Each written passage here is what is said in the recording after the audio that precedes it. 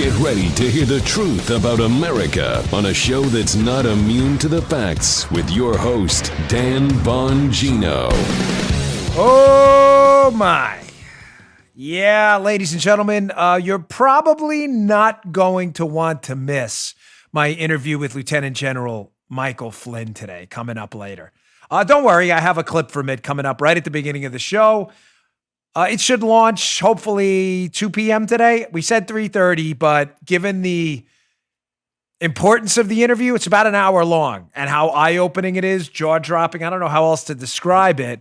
We're going to try to push it out early thanks to the hard work of Paula, Drew, and Joe. It is a fantastic interview. I know self-praise stinks, but I'll play a clip in the beginning, and you'll see what I mean. An amazing interview. I want to thank this American hero and patriot, General Flynn, for taking about an hour of his time to do this interview with us. Unbelievable. I promise you will not be disappointed. So we got this show and we got that later. Please watch them both. Today's show brought to you by ExpressVPN. Ladies and gentlemen, protect your online activity and surf the web in peace. Get a VPN. Go to expressvpn.com/Bongino. Don't wait. Oh boy. Producer Joe, you got an inside scoop on this, of course.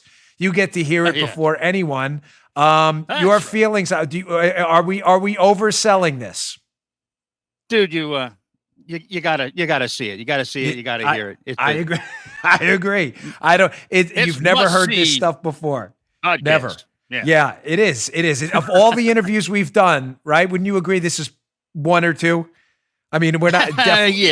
Yeah. Joe, very timely. Very timely. Incredibly timely. So we'll play a cut from that in a minute. Let me just get to my first sponsor of the day, Top Resume. Yep. It's the world's #1 authority on resume writing. No one likes looking for a job, plain and simple. It's time-consuming, it's frustrating, and largely out of your control. However, the most important piece of the puzzle, your resume is entirely in your control. Are you fully confident in the resume you are using to apply? Folks, think about it. Everything important in your life, a lot of it we give to professionals to do. You know, accountants, we don't want to mess up our taxes. Your building plans, you give to engineers and architects. But the most important decision in your life, your job, sometimes we write our own resume. Sometimes it turns out okay, but a lot of times it doesn't. We don't know the keywords. We don't know the tricks. Top Resume knows it all. You can't afford to doubt its effectiveness. Over 4 million resumes and LinkedIn profiles are reviewed every year. Recruiters and hiring managers lean on tech solutions to scan resumes for top picks. Top resume writers know the key words to use to get your resume noticed. The experts at Top Resume will provide free quality feedback through a resume review. It's more than just spell check and typos. That's the easy stuff. It's a comprehensive review from trusted experts. Go to the pros and get the job done right. Don't leave it to chance. Let the experts at Top Resume work with you to create a job-winning resume that gets noticed today. Find out how your resume stacks up. Go to topresume.com/Bongino. Get a free resume review. It's as simple as uploading your resume to their site. You'll get a free evaluation, expert advice on how to make it stronger.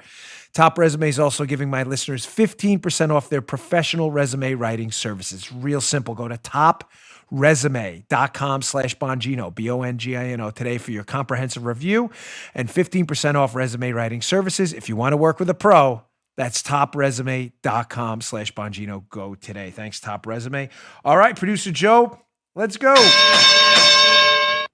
All right, without further ado, because I always hate when I was a consumer, not necessarily a broadcaster of content, the unnecessarily long tease that lasted over, 16 to 20 minutes of a 30-minute broadcast. Let's get right to it. Here is a portion of my interview with Mike Flynn where he talks about, I believe for the first time, his personal feelings on why he specifically was targeted by Barack Obama. He's the only name mentioned when Barack Obama met with President Trump during the transition. Barack Obama only mentioned Flynn. Check this out. A decorated general called you the finest intelligence officer he's ever seen. You had an untarnished, unblemished record and you were appointed by Barack Obama. Twice. And in that meeting, he wastes time to warn about you. It makes no sense. Boy, it doesn't make any sense at all, does it? I mean, and he's never been asked that question. No one's ever asked him that question. Why? Why, Barack, did you say that about me? And, I'd like to ask him that question. I'd like him to answer that question because I don't know what is in a man's mind or is in his heart? People will, a lot of people that will answer that question for you, Dan. A lot of your audience will answer it for you and they answer that question. But I don't know, what was in his mind or in his heart. Why would he waste time worrying about me? And you know what? There's very good reason, because one of the issues that is public and has come up is this whole business about the various foreign policy initiatives that the previous administration got themselves tangled up in with frankly enemies of our country. That's an hour long, folks. That's just a small snippet. What did we tell you 3 years ago? What did we tell you? That Mike Flynn was targeted. For you regular listeners who've been with me from the beginning, we told you from the beginning that Mike Flynn was targeted because he opposed the Iran deal. This is a decorated American patriot who felt that giving money to our enemies who were screaming death to America, Joe, he thought it was a really bad idea. I believe a lot of our sane listeners totally agree. And a target was placed on Mike Flynn's back by our own government. Ladies and gentlemen, this man is a hero.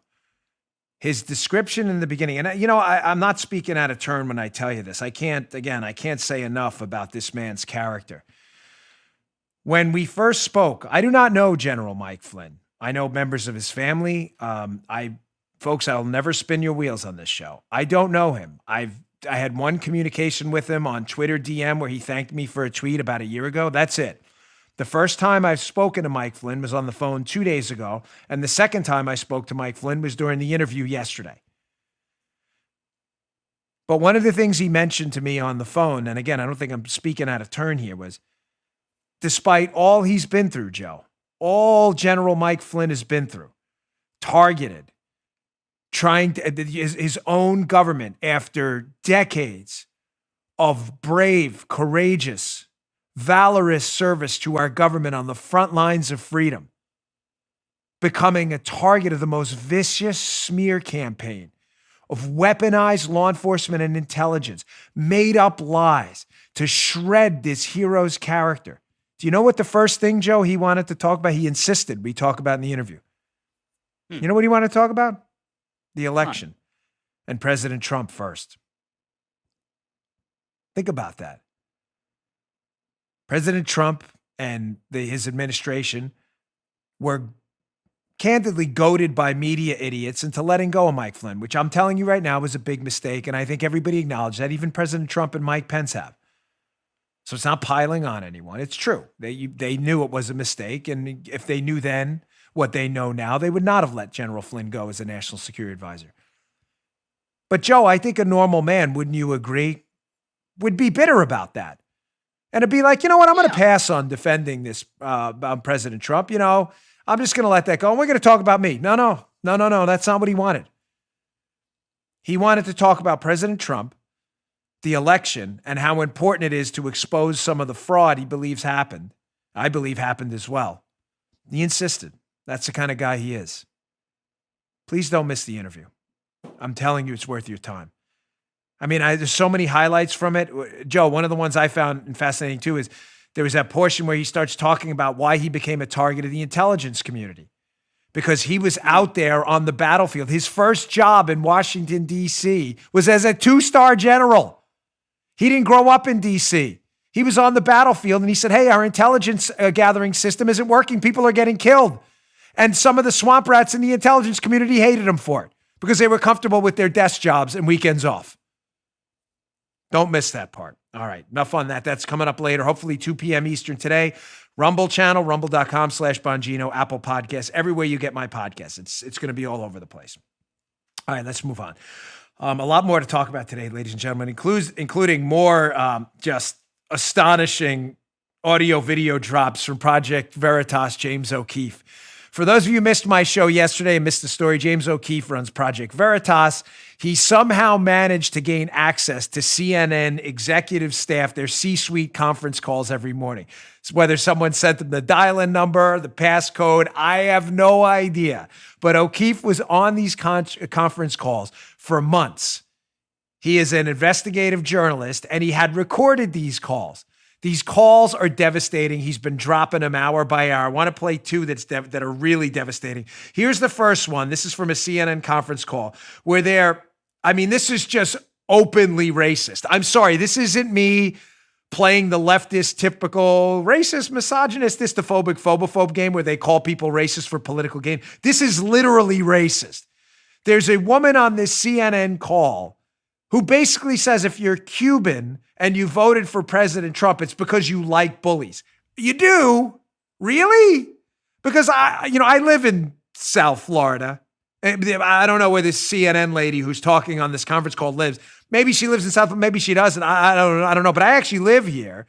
And one of my neighbors happens to be Cuban, whose family were refugees. And Joe, you know who they were fleeing? Bullies and murderers. So it's kind of offensive and racist to stigmatize. Joe, just checking here. I need to rely on Joe a little bit today, folks. You probably get what's going on. But Joe, wouldn't you say it's the very definition of racism to judge an entire group of people, the Cubans, air quotes, and suggest they all have a characteristic that's malignant, that they like bullies? I'm just checking. That sounds kind of racist, right? That's pretty racist, Dano. Thank you, Paul. Is that pretty racist? Yeah. So 2 out of 3 ain't bad. Again, Meatloaf style. 2 out of 3 ain't bad. Was that from Bat Out of Hell? I'm not really sure. But I'm pretty confident that's racist. Suggesting that Cubans love bullies when most Cubans fled Cuba, who came to the United States as refugees, to get away from bullies that were like killing them, torturing their families, and stealing their businesses. Kind of racist, though. So let's listen to this, and let's see. This is CNN. This is how they feel about Cuban voters. Check this out. According to Senior Vice President of CNN, Cynthia Hudson, recorded on Jeff Zucker's 9 a.m. telephone call at CNN, the reason the Cubans voted for Trump is because they're attracted to bullies. Check this out. Trump has used the communism, socialism rhetoric as part of his hook for the Cubans in Miami. How that has resonated and how the Biden team has not done enough to counter that. This is all that the only reason they are supporting Trump is because of that narrative. And that narrative and the fact that, sadly, I have to say, there's a population that is very attracted to bullies, and no one is countering it properly. In Florida, the Cubans are going to vote for Trump, and that's terrifying. And so I think that there is a way to counter the narrative in Florida that is not being taken advantage of. Jeez. Folks, again, I'm not kidding. I don't. Sometimes we sarcastically kind of counter the left's stupid identity politics game. I'm being really serious here. I'm not kidding to the audience who you have our email, you email us, you correspond via social media and elsewhere. Please explain to me how that's not a racist statement.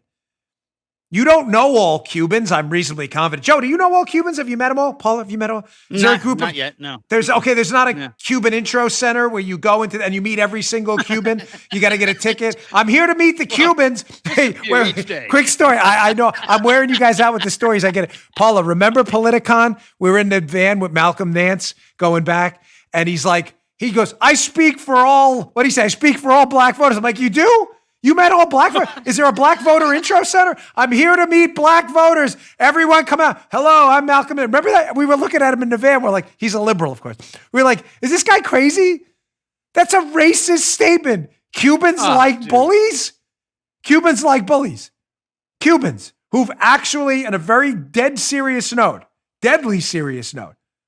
that's not hyperbole. Cubans whose families have been tortured and slaughtered by tyrants and bullies, fleeing them for freedom in the United States, like bullies? Is CNN really this stupid? I don't know. It's their words. Just ask them. Hat tip, Project Veritas. I got a lot to get through, so let's play another one here. Watch these clowns at CNN on this one. This is Jeff Zucker, chief clown at CNN. Watch them try to bury the Hunter Biden story. You know, the laptop, the whole 10% for the big guy, you know, kicking 10% from China up to Joe Biden. Remember that one? The Chinese paying Hunter Biden. You know, a story that seems to have disappeared. No, not here. We're not done with it. I get emails all the time. Dan, did you forget about the laptop story? No, I didn't. There's a lot going on, though. We have to triage our story. We didn't forget about that at all. So CNN, which was uncomfortable with the 10% for the big guy, kicking up Hunter Biden, Joe Biden's son, kicking up the 10% to pop, right? They were uncomfortable with that story. So watch this. This segment is just absolutely beautiful. By beautiful, I mean absolutely horrible for CNN. Watch them try to bury the Hunter story. Watch their reason, which is hilarious. And then watch them try to make the Hunter Biden story, shockingly, about impeachment over Donald Trump. And about media people on the left daring to cover the story. But notice the reason in the beginning they try to bury it. Because they say, Joe, wait for it. Well, you're going to hear it. I'm not overselling the stupidity of this. The reason they're going to bury the Hunter story, Joe, is because the Wall Street Journal wrote there are no official records of Joe Biden's name on the Chinese documents. Well, then it's definitely a dead story. I mean, Joe, why investigate the mob for tax evasion? There's no official tax returns of the mob paying taxes. So it's clearly not a case. This is a news organization, CNN. This is how stupid these people really are. Check this out. The Hunter Biden story was an explosive blow against Joe Biden leading up to the presidential election. But listen on this 9 a.m. editorial conference call at CNN how President Jeff Zucker chooses to not cover this important story. I think on the Breitbart, New York Post, Fox News rabbit hole of Hunter Biden, which I don't think anybody outside of that world understood last night, the Wall Street Journal reported that their review of all corporate records showed no role for Joe Biden on the Chinese deal. And yes, I do put more credibility in the Wall Street Journal than I do in the New York Post. Obviously, we're not going with the New York Post story right now on Hunter Biden, and which seems to be giving its marching orders to Fox News and the right-wing echo chamber about what to talk about today. Obviously, Hunter Biden's lawyer is quoted in that New York Post piece, and we'll just continue to report out. This is the very stuff that the president was impeached over. This is the stuff that Senate committees looked at and found nothing wrong in Joe Biden's interactions with Ukrainians, and now having an email that perhaps there was a meeting with someone from Burisma it seems Rudy Giuliani's sort of dream-a-vision of how to throw stuff at the wall in these closing days of the campaign. Hey, Jeff, it's just David on the Burisma story, and we should be awfully careful about that, obviously. But I do think there's a media story of what in the world are Maggie Haberman and Jake Sherman doing, retweeting that story. Again, big hat tip James O'Keefe and Project Veritas for that. So just to be clear, this is, again, CNN claims to be a journalism outlet, which is outright hilarious. Oliver Darcy and George Costanza, Brian Stelter worked there. So that immediately discredits you right away. Those are the PP guys, you know, the PP hoaxers. So you can just take a hard pass on that one. But notice what they do there. Tony Bobolinsky, the Navy veteran, who was a business partner to Hunter Biden, has said on national television, in a national television interview with Hunter and with Tucker Carlson, and has produced records and has said clearly, showing his text messages from the Biden family. Remember that? Where the text messages from the Biden family were crystal clear, Joe. They said one thing: we don't talk about Joe Biden's role in this. It only comes up in person-to-person conversations. We don't put anything down on paper. Remember that text? Right. Yeah. So CNN seems to have forgot about that. But they're worried that there's no Joe Biden name on the corporate records, despite the fact that the business partners already acknowledged the family asked Joe Biden's name to be kept off, and they refer to him as the big guy. But CNN's a news organization, folks. Of course, they're a joke. They hired Tater, Mr. Potato Head, Costanza, and that goofball, Oliver Darcy, who used to work at Campus Reform pretending to be a conservative and ran some, wait, what was his, hold on. Oliver, this guy works at CNN. It's hilarious. Talk about a grifter. Here's my phone right there. An actual screen. Oliver Darcy, I'm not kidding. Screenshot, Campus Reform. Here's what Oliver Darcy, who works at CNN now. CNN, pretending to be a liberal. He used to pretend to be a conservative. Grifter extraordinaire. In the Grift Olympics, this guy finishes with the gold medal. May have set the world record, not just the Olympic record. Here, from Campus Reform, not a joke. Prior to joining the Leadership Institute, Oliver Darcy founded exposingleftist.com. Not a joke, right there. I even highlighted it, own phone. A video-driven website dedicated to exposing the inherent failures found at the core of liberal philosophies. This is hilarious. There it is, Dan Bongino's phone, right there. That's Oliver Darcy at CNN. CNN guy. That's Mr. Potato Head's buddy. You know, the pee-pee guy, the potato head. That's CNN. This is who they are, but they're a serious news. They are serious. For people in an airport who keep the phones, keep the televisions on with the volume at zero. That's the only place anyone watches CNN. The only place. Don't worry, folks. Serious news organization. Notice what the other clown says at the end, too. He goes, hey, let's turn this around, like make it about impeachment. And then the other goofball at the end's even more hilarious. He's offended that Maggie Haberman and Jake Sherman, two pretty left-leaning reporters, actually retweeted the story. So instead of focusing on the core of the story, that we may have a potential president, if he wins, who is definitely compromised by foreign nuclear-powered enemies of the United States and could have been taking money from them, don't focus on that. Focus on reporters we think are allied with us retweeting the story. He says, I don't know, Jeff. I think there's a media story here. Yeah, the media story is about you idiots now. Isn't that great? Morons. Oliver Darcy. You fell for this clown? Unbelievable. By the way, I get a lot of emails about Oliver Darcy. I keep them quiet because people ask me to. And, it's not my information. I keep my word. If I tell you I'm not going to say anything, I'm not going to say. But let me tell you something. Clown. Like Bozo, or maybe even Krusty. Maybe Krusty. Bozo's too much of a compliment. Definitely Krusty. Remember Krusty? All right, I got more. Let me get to my second sponsor. Folks, I want to get to some more again. This election, there is evidence. That's why I titled the show, There is Evidence. You just have to open your eyeballs. I mean, you don't have to do Clockwork Orange style, but you have to open your eyes. There's evidence of voter fraud is everywhere. So I got 3 states, 3 stories coming up next. Don't go anywhere. More eye-opening stuff. Today's show also brought to you by Teeter. It's come in very handy lately. With a Teeter inversion table, use gravity in your own body weight to decompress your spine and relieve pressure on your discs and surrounding nerves. I've been talking about this product forever. They've been a sponsor for, I don't know, was it Paula 3 years about? And me and Paula both use it. I use it twice a day sometimes. One, to decompress for a few minutes a day. It's a great addition to my daily routine and can be to yours too, to maintain a healthy spine and active lifestyle without the pain. Here's the thing. You may have back pain now, but even if you've been lucky enough to avoid back pain, get the Teeter inversion table. Invert every day. Use it prophylactically. Keep the back pain away. Keep your back and joints feeling great. I've done my homework. This is the best inversion table on the market. It helps with my shoulders and my hips too. 3 million people put their trust in Teeter. They're the best known name in inversion tables all the way back since 1981. They know what they're doing. By the way, the product is super easy to put together too. I'm not Captain Handy. Joe, you can vouch for me there, correct? On the handy scale, if 10 is top handiness, I'm a 1.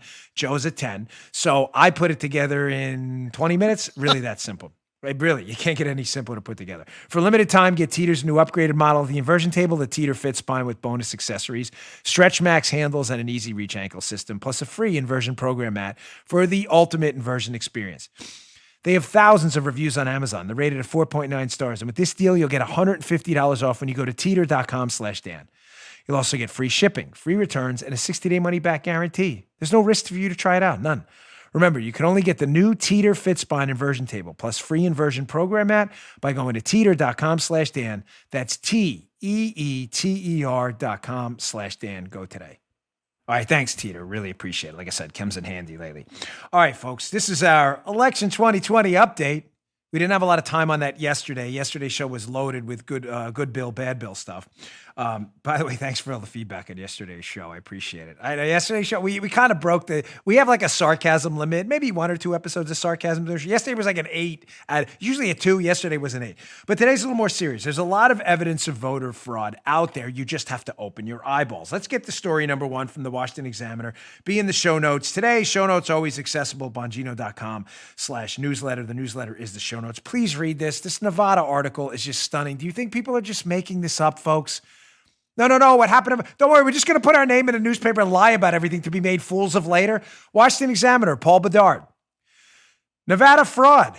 1,500 dead voters. Joe, the dead voters are back. They're back. Amazing. Yeah. George Romero style. Night of the Living Dead. They're back. It's crazy. Maybe, what is that? What's that movie? The Days Later. The 30 Days Later, whatever. I've heard 8 days later. Those are the fast zombies. These are the slow zombies that vote. Nevada fraud, 1,500 dead voters. Incredible how these dead voters keep showing up. 42,248 voted multiple times. Joe, again, just checking. I'm relying heavy on you today, buddy. I'm pretty sure. Is that legality check, Paul? I need you too. Remember, Meatloaf style, 2 out of 3. So just checking, voting twice is illegal, correct, in the same election? Yeah. Thank you. Okay, just checking. Paula, that's if you're alive, yeah. If you got to be alive first. Actually, maybe the dead people voted twice. And RV camps were noted as homes. Again, Paul Bedard, I encourage you to read this piece. So let's go to a screenshot. So again, there's no evidence. It's like a bear there. Is it really? We're just making this up? If you're dead and you voted, it's not a conspiracy or a theory because you can't be part of the conspiracy because you're dead. So there's no conspiracy. I have never seen a conspiracy of dead people. I mean, of you?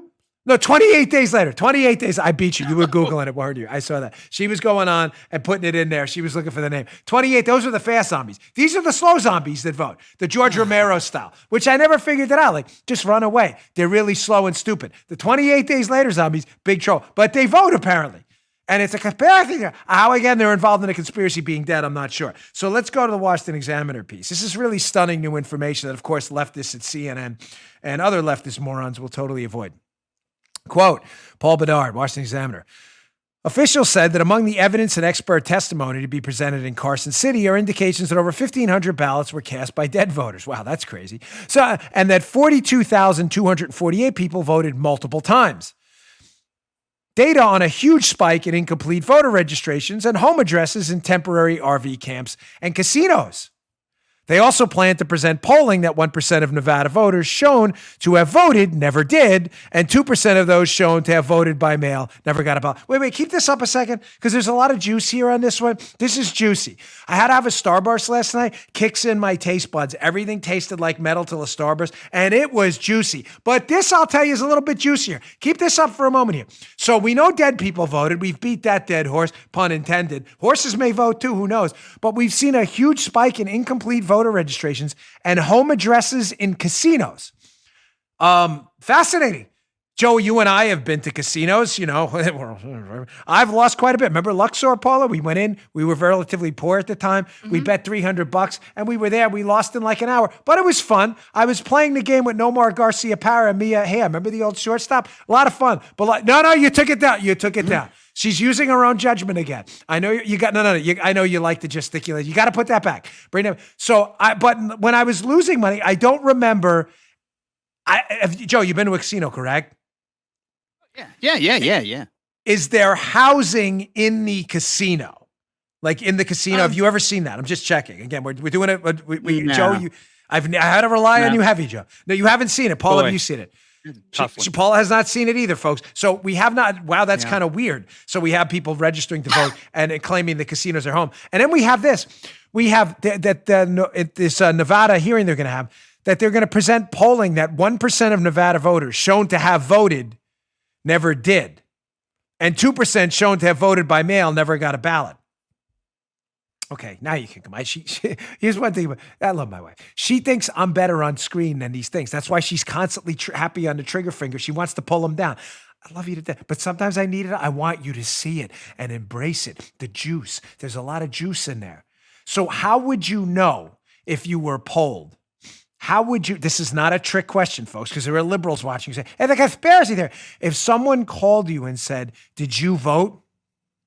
And you say, no, I didn't vote. And your vote is on file as having voted. In some limited circles, ladies and gentlemen, Joe, what would we call that? Back to the halcyon days. Back to the halcyon days of the Dan Bongino show. We would call that a clue that something's wrong. Sir, did you vote in the 2020 election? I did not vote. How do you know you didn't vote? Because I'm me, and I don't remember voting. Well, that's weird because we have you voting. Well, I didn't vote because I'm me, and I'm not an idiot. Maybe, are we missing something? Where's the disconnect here? So we have dead people.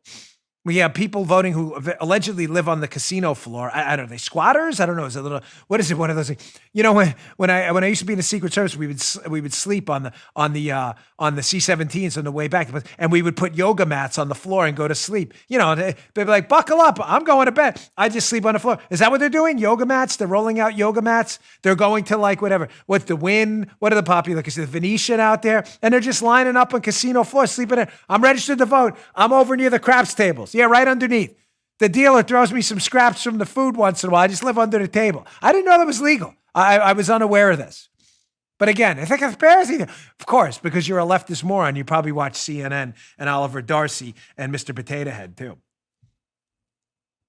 Oh, we're not done. That's just Nevada. We're supposed to ignore all this, by the way. Just ignore it. Forget about it. Let's go to Georgia, where Sidney Powell's still fighting that fight. Georgia, she's quick win for her. Let's see how this works out. She won an appeal to have her Georgia Dominion audit case heard. They want to audit Dominion voting system. Let's do it.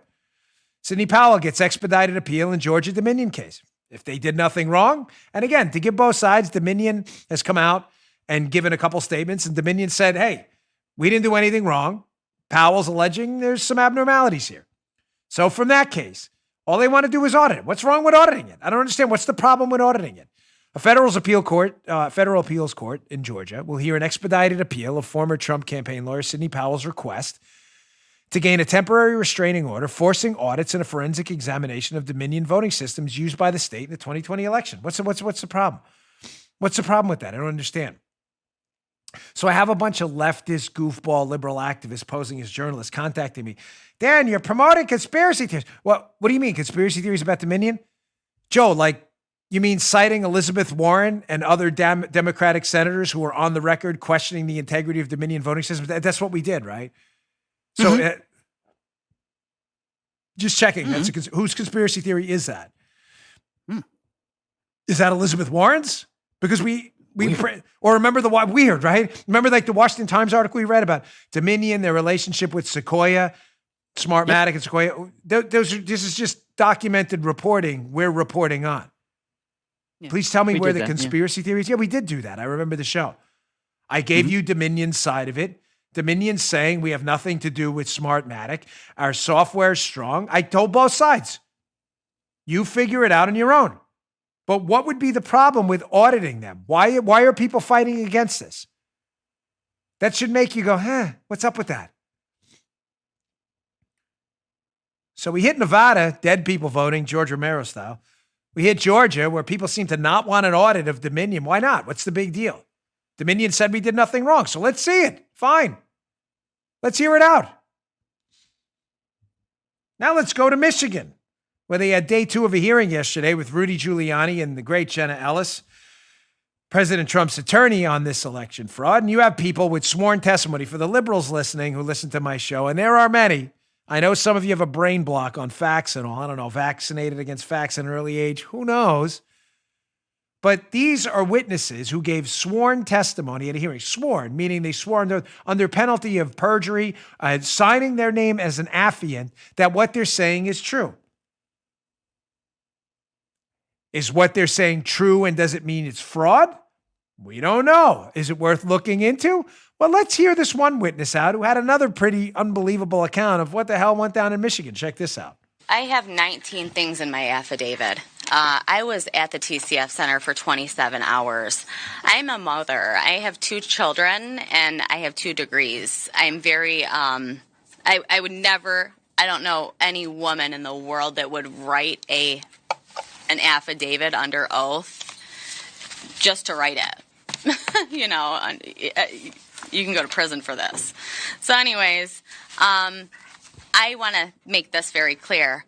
I was initially supposed to work at the Detroit Department of Elections building. That was an order by my manager, Nick Economagounis, part owner of Dominion. I have it all in emails. I was trained on the adjudication and tabulation process. So in the email, it says you are to park in a parking lot and get shuttled over to this, they referred to it as the Chicago warehouse.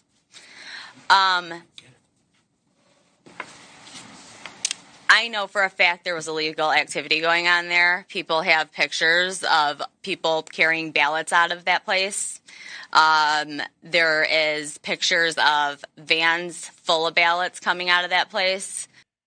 You have a woman, an educated woman, who's a mother, who has, what did she say, 11 substantial charges in her sworn affidavit, who is apparently briefed in on the whole counting of ballots, collecting ballots process, who's saying, hey, I'm not so sure this process had the integrity we thought it had. Maybe, Joe, just check, maybe we should hear her out. I think conspiracy. Yeah. Of course the left doesn't want to hear her out. Again, does this mean this was an indication of fraud? No. Does it mean it could be? Yes. Does it mean we should probably look into it? Sure. But because it's an allegation that would not benefit Joe Biden, leftist hacks like Mr. Potato Head and Darcy over at CNN, they just want to let it go. They call that journalisming. Sure. All right. I want to cover this story. I wanted to cover this yesterday, and I debated how to cover this. Maybe it'll make sense when I'm done. But this is going to be a quick hit. But it's a story I really want to get to. Did you hear about this hit on the Iranian nuclear scientist over in Iran? If you didn't hear about it, I just want to point out a few quick things. I want to get to that, and then I want to get to the beware of the Biden tsunami if we lose Georgia. Even if we win in Georgia, there's a tax tsunami potentially coming your way, and I'm going to tell you how they're going to pull it off, so don't go anywhere. Today's show also brought to you by our new favorite way to hit it. I mean hit it. I mean hit the steel and the workout, our friends at Fitbod. If you're new to the gym or you've been lifting weights for years, it's hard to find the right workout program and stick to it. Seriously, folks, I go to the gym a lot, and when I go, people always ask me, like, if I'm cooling down in the sauna afterwards, heating up, but that's my cool down. They'll be like, hey, man, what's your workout? What do you do? Fitbod. Fitbod's a smart fitness app. It takes all the guesswork out of planning your workouts. That's the worst part. Working out's easy. It's the planning that's a hard part, not with Fitbod. Fitbod has an algorithm that factors in your goals, experience level, the equipment you have access to, genius, workout duration, and muscle recovery to intelligently craft the perfect total body workout program specifically tailored for you. With each workout, the app learns your abilities. Paula, how much you love this thing? She's like obsessed with it. It's giving me the nod. The nod of Ruski. It learns your abilities and plans your workouts designed to maximize results for you. And by cycling in new exercises into the mix, you make sure that you get that muscle confusion. That's important. Confusion, that's not a good thing. No, it is. You want to keep your muscles confused or else they get used to stuff. Fitbods keeps your workout fun and fresh. They combine knowledge of fitness pros with a powerful machine learning algorithm to give you a workout program that maximizes your results. Whether your goal is general fitness, strength training, muscle tone, bodybuilding, powerlifting, or even Olympic weightlifting. No equipment? No problem. Fitbod has bodyweight routines for those looking to get fit at home or on the go. Fitbod's super easy to use. It even has HD video tutorials to make learning new exercises a breeze. Paula used to come up, like, Dan, what is this? What do we call these? Now she just goes right, they show you the video right there. You're confused about how to do an exercise, just watch the HD video. It integrates with other fitness and health apps like Apple Health, Fitbit, and Strava. Personalized training can be tough on a budget, but Fitbod is only $9.99 a month. Think of all the money you'll save on having to go to personal trainers, or $59.99 a year. Plus, you can try 1 month of workouts absolutely free. Check it out. Get a personalized fitness plan that helps you work out smarter at Fitbod. Get the URL right. Fitbod.me/Bongino. Try Fitbod for free for 1 month when you sign up today at fitbod.me/Bongino, Bongino. That's 1 free month when you sign up at fitbod.me/Bongino. You're going to love this. Super cool app. All right, check it out. All right, so getting back to this, I wanted to cover the story yesterday, but we ran heavy on the Bill Barr stuff. Good Bill, bad Bill. So given my prior line of work, I found this story quite interesting. So there was a hit pulled off inside Iran on one of the members of their Death to America regime. He's one of the guys who's helping design their, or Joe was helping, not helping much anymore. Unless he's voting in Nevada, maybe he's helping there. Who knows? But he's not around anymore to help. Could be voting in Nevada, but he's not around anymore to help. So Daily Mail covered this article. This guy's yesterday's news, or maybe a week ago. So Paula and I, what do we always laugh about the Daily Mail? It's like an inside joke with me and Paula. They have the longest headline. You don't even have to read the story. The Daily Mail, the headline is a story. This is a headline. I'm not reading a snippet. You know, I have screenshots. This is the actual headline.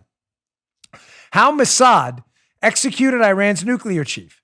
Power to the entire region was cut as gun and bomb attack blasted his convoy before he was dragged from the car and finished off. Then the 12 assassins melted away. That's the title. That's the whole article. You don't have to read. That's why I like the Daily Mail. You have no need to scroll any further. It's the whole article. But there was a pretty cool, if you'd like to see this and look at the video, rumble.com/Bongino. Don't worry, I'll walk it through for all our audio listeners and terrestrial radio. So how did they pull this off? Again, the Daily Mail saying it was, Mossad has not confirmed this. No one's taking credit for this hit. But they seem to have some evidence that the Israeli Mossad pulled this off and whacked this guy, Tony Soprano style. So this was pulled off with incredible precision. And given my prior line of work, there's a couple of things I noticed about this hit that were fascinating. We have that diagram from the piece. Check this out, rumble.com/Bongino. So the Daily Mail is a diagram of how they pulled it off. And I want you to notice something. Joe, you can see this, right? You'll notice in the middle, they have this little kind of like, I don't know, pictogram thing. And they have the 1, 2, 3, 4 of how this hit was pulled off. It was a motorcade attack, an attack on their motorcade. And you'll notice something on the route, that the hit was pulled off at a very specific point. Folks, if you've been to a roundabout, everybody hates them. They are universally reviled. Matter of fact, in the neighborhood I live in, we have a roundabout so bad that it's called Confusion Circle because everybody goes in it. It's like, what is it, Paul? 3 roundabouts in one? 4 roundabouts. I'm not kidding. You can Google it. Confusion Circle in Stewart. Put it in a search engine. Don't go to Google. What's that? Confusion Corner. I'm sorry. You go. It's impossible for you. But what do you have to do, Joe, when you go into a traffic circle or a roundabout? Do you speed up or slow down? Yeah, you yield most of the time. Yeah, you yield, so you slow down. Mm-hmm. So if you'll notice in this little picture in the Daily Mail that the hit was pulled off at some form of a traffic circle. Because, Joe, would you say a motorcade would be easier to hit or harder to hit if it was going slower or faster? You'd want it to go slower, correct? Because it would be easier to hit. So a couple things jumped out at me. And the first one is that they used, whoever hit this Iranian scientist used the choke point. And you can see it in this diagram that right after they slowed down enough and tried to exit the choke point, that didn't quite work out for them. We call them in the business choke points, points that make you slow down. Turns, roundabouts, you have to slow down. You don't take a turn at 90 miles an hour, and you don't take a roundabout at 90 miles an hour. So someone was waiting there, folks. Someone who knew exactly what they were doing. One more, Paula. Keep that up for a second. Let's give it about 10 more seconds. She's itchy on the trigger finger. I can see it. All right, come back to me. What the hell? You've seen the picture enough. So number one, they used the choke point, indicating to me this was pulled off with some incredible precision inside enemy territory. And number two, they did something else. They kept the target in what we call the kill box. Don't let anybody off the X. If you were going to hit someone, because remember, when you're doing what I do or used to do, you have to get in potential assassins' heads. I mean, how else would you know how to defend against them, right? If you're, a jewelry store owner and you want to prevent jewelry thieves, and you know how jewelry thieves break into stores through the hatches, the HVAC system, whatever the hell it may be, you learn to prevent it by securing that. So that's all you do in the Secret Service is get in the minds of people who do assassinations to prevent it yourself. So you avoid choke points and you always get off the X. The X is the kill box. And what do I mean by that? When they hit this Iranian scientist from this Iranian terrorist, this would be the better way to describe, more accurate way, the Death to America crowd.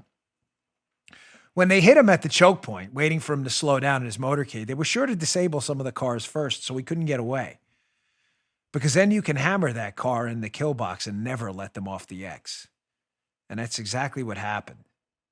I don't know that the Mossad did this, but it's a professional job. This was not a group of ham and eggers here, folks. These were professional assassins who knew exactly what they were going for. Read that piece. It's in the show notes from yesterday. It's really interesting. I think you'll like it. One more dead terrorist. Sorry, don't build nuclear bombs and scream death to America. Didn't work out that well for you, did it? Ben Rhodes, by the way, former Obama national security guy. Remember, he was very upset about this. So was John Brennan. Weird. Shows you where their loyalties are.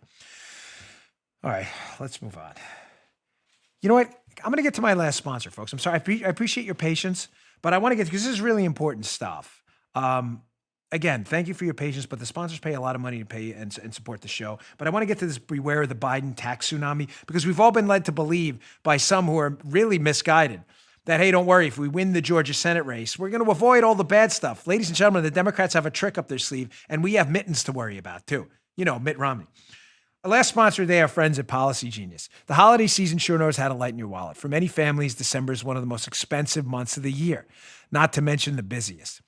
If you need life insurance, but you don't want to deal with the hassles or expenses, try our go-to Policy Genius. Policy Genius combines a cutting-edge insurance marketplace with help from licensed experts to save you both time and money. Can't beat that. Right now, you could save 50% or more by using Policy Genius to compare life insurance.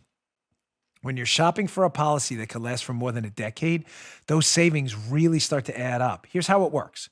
First, head to policygenius.com, policygenius.com, policygenius.com. In minutes, you can work out how much coverage you need and compare quotes from top insurers to find your best price. Policy Genius will compare policies starting as little as $1 a day. You might even be eligible to skip the in-person medical exam. Once you apply, the Policy Genius team will handle all the paperwork and red tape. And the best part is they work for you, not the insurance company. If you hit any speed bumps during the process, they'll take care of everything. No worries. That kind of service has earned Policy Genius a 5-star rating across over 1,600 reviews on Trustpilot and Google. If you have loved ones who depend on your income, don't go into 2021 without life insurance.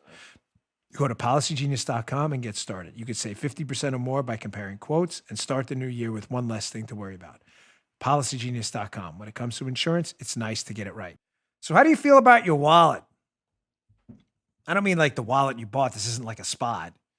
How do you feel about your wallet? You want your wallet thick or you want your wallet thin? I want a thick wallet. I don't mean full of like papers and receipts. I mean full of dough, like take home pay and money and that kind of stuff. I like to keep my own money.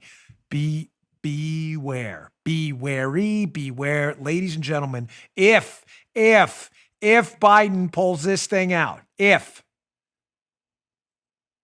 be very wary of the tax tsunami coming. The reason I bring this up is a great article in the Washington Examiner is if he wins this, there's a misperception out there that if we win the Georgia Senate, which, by the way, vote in Georgia. I'm sorry, folks. Anyone telling you not to vote in Georgia, I am very sorry, is steering you wrong.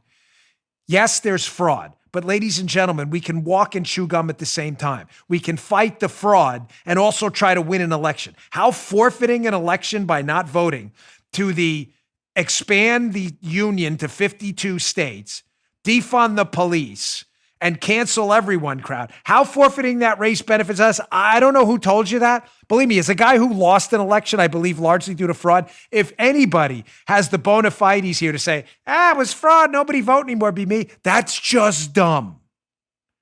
I'm very sorry. Vote in Georgia. But even if we win in Georgia, we still could have a problem. Let me get right to the piece and show you what I'm talking about, because your wallet, the thickness of it kind of matters to me, and it should matter to you too. Beware of tax hikes under Biden, even if GOP holds the Senate, by Bruce Thompson. This is a good piece. It's in yesterday's show notes, and I encourage you to read it. Let me go to the screenshots of what we mean. Folks, you know what reconciliation is? If you don't, you should. Screenshot number 1. I'm going to put an if in front of this. If there's a Biden administration, they can be expected to move quickly to propose a major fiscal stimulus package and use budget reconciliation to expedite its passage through the House and Senate. What the hell's that? Budget reconciliation is a budget process technique that would allow the Biden plan to avoid a Republican filibuster and limit debate in the Senate to 20 hours and pass the Senate with only 51 votes. What is he warning about here? Folks, let me explain reconciliation to you in the simplest terms possible. If you want to get through a budget neutral fiscal proposal, in contrast to a big tax cut or tax hike bill, Joe, if this doesn't make sense, you got to stop me and pull a shoe. Yeah, right? I will, because I need to know Okay, this. good. If you want to push through a tax hike or a tax cut, it's going to have major ramifications on the budget, more money spent or less money spent. You have to go through the regular process. But if you want to pass a reconciliation bill that's not going to spend any more money, that's just going to basically move stuff around within the same pot, you only need 51 votes. You're not subject to the filibuster. Tracking? That's the way. Yeah, cool. Yeah, it's very simple stuff. So what the author is warning about is that Biden is looking to hike people's taxes. He's going to try to cut other taxes to net it out to zero. You get what I'm saying? Hike these, lower those, to push it through. And even if we win the 2 seats in Georgia, all he needs is 51 votes because they don't need the 60 to get over the filibuster, not if it's reconciliation. And he's saying, listen, even if we win the 2 in Georgia, we still have to worry about the Mitt Romneys of the world and the Lisa Murkowskis who could abandon us any moment. And Kamala Harris, if they win, would be the tiebreaker. You don't need 60 senators. You just need 51. So he's like, this, I'm using this as an impetus for you to continue to fight this fraud and say, hey, we got to win this thing, this second term right now for Trump. Now, how is he going to do that? You're like, Dan, that doesn't make sense. How is he going to hike taxes and not have any effect net on the budget? Well, he's saying, well, we'll cut taxes elsewhere. But this is weird because they're fighting the Democrats. I hope this isn't too complicated. Seemingly 2 different fights at the same time. On one hand, and I'll put up the screenshot in a minute, they're saying, no, what we're going to do, Joe, is to net it out, we're going to tax those evil rich people. You know, those horrible job producers and those, they're the worst. We're going to tax the hell out of them, but to offset it for reconciliation and net it out to zero, we're going to cut taxes for the middle class. Now, for the feeble-minded liberal, that sounds great. Tax those evil, awful rich people and we get a tax cut? Great.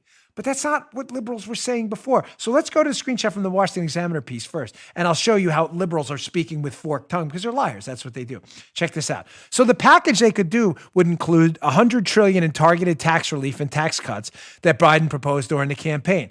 Child tax credits, a first-time homebuyer credit, renter's tax credit, other stuff right there. You're like, wow, that's great. That benefits the middle class. A tax cut, hey, I'm all for tax cuts, right? Well, how would they pay for it? Well, it'd be paid for with a revenue-raising package aimed at corporations, Joe, those evil corporations, and the rich. Whoa, evil rich people are so terrible.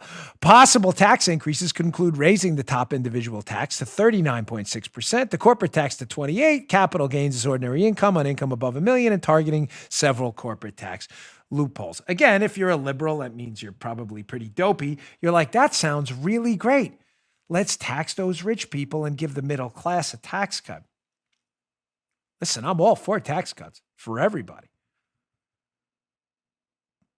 But now, what do I always say, Joe? Like, isn't it tough to wake up in the morning as a liberal knowing you're lying to yourself every day? So just to be crystal clear from that piece, the takeaway, we told you what reconciliation is. We told you what Biden wants to do.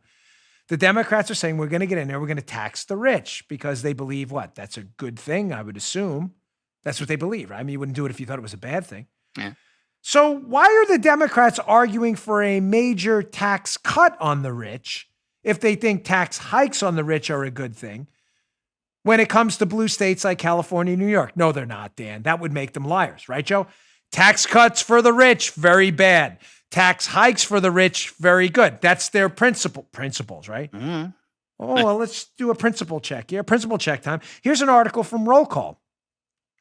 Democrats face SALT challenge in next phase of coronavirus relief. How the House majority could pull this off so it doesn't appear to help the rich remains to be seen. What is the SALT tax? Well, you used to be able, before the Trump tax cuts in highly taxed liberal blue states, SALT stands for the state and local tax deduction. If you paid high state and local taxes, which you do in New York, California, and Illinois, you used to be able to write them off on your federal taxes and say, I already paid that, so that's going to come off my income. Now, folks, here's the weird thing. That the people this affected, when the SALT deduction was taken away in the Trump tax cuts, the only people who paid more in net taxes, I shouldn't say the only, some upper middle class people did get hit. I get a lot of emails and I understand your plight. And I'm not for hiking anybody's taxes. Let me be crystal clear. I'm trying to point out the Democrat hypocrisy.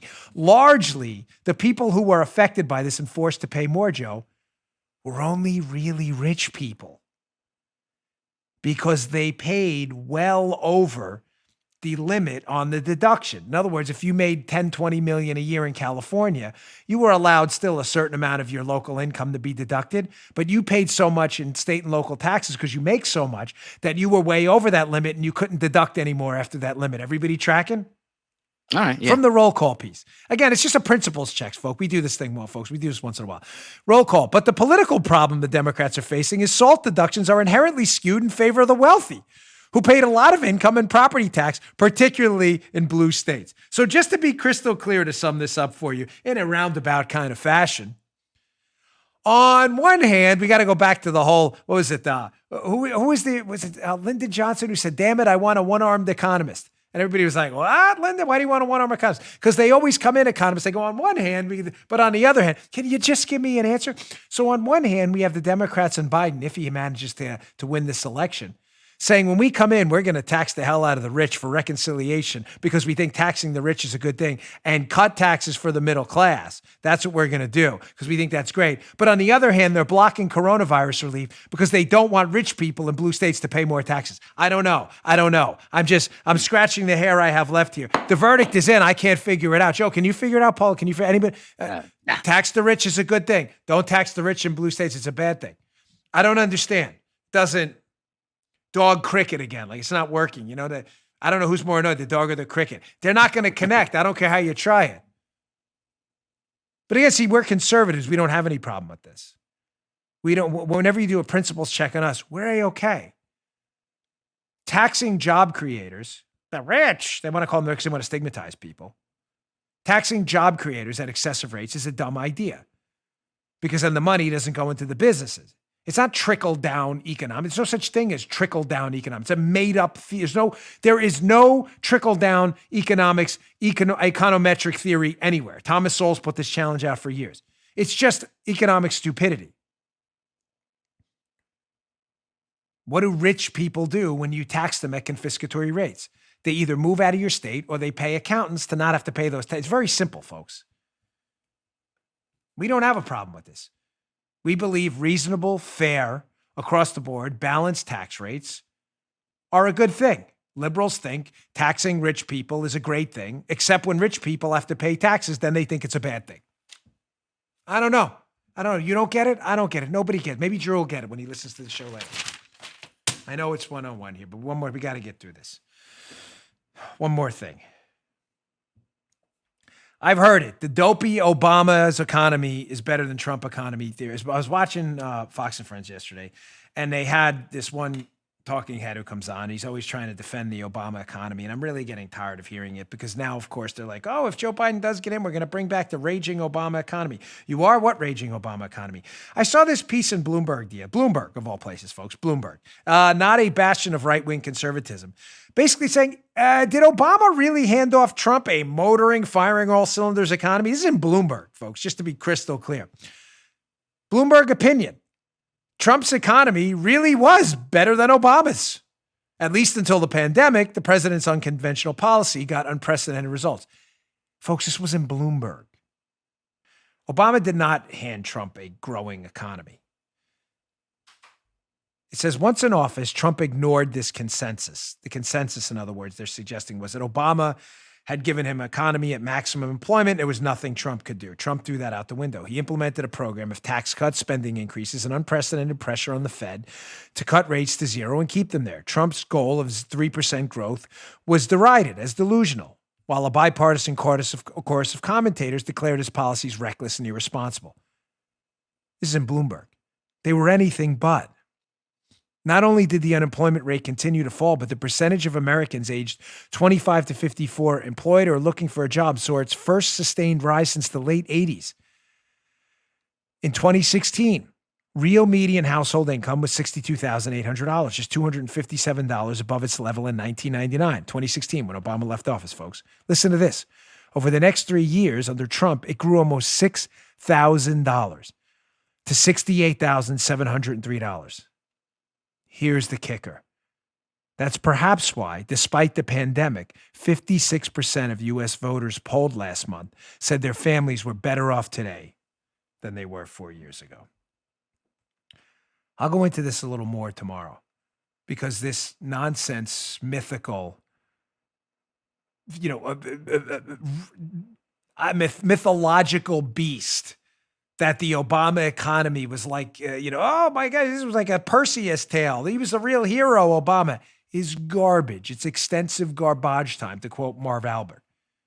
It's not true. The Obama economy was junk. I'll go into more of it tomorrow. All right, folks, I know I went a little long today. Please do not miss my interview with Lieutenant General Mike Flynn, a true American patriot.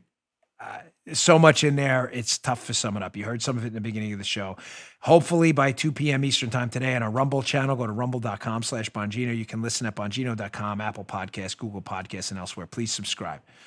Thanks for tuning in, folks. I appreciate your patience with the show over the past few days. A lot going on in our lives, but we're here for you. We love doing it. I told you I'd never do a show if I didn't feel like it. We're up for it today. We'll be back tomorrow. See you tomorrow. You just heard Dan Bongino.